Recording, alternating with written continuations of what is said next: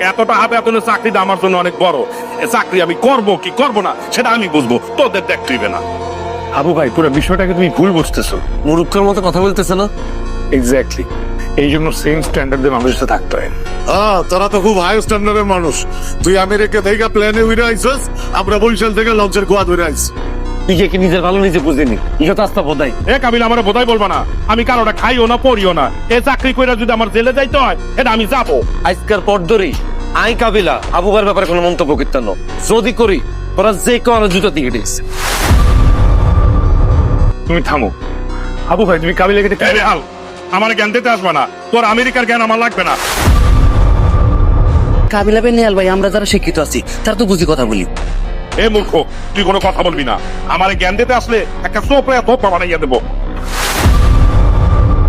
ওই আবু, বেশি হয়ে যেতেছে। থাম। তা তো আমনেও কোনো কথা বলবেন না। ব্যবসা কইরা কয়টা টাকা কামাইয়া একজন বাপ পাইয়া গেছে, 1 লক্ষ টাকা বেতন পাইয়া নেই, তখন দেখবেন দাঁত কারে কয়।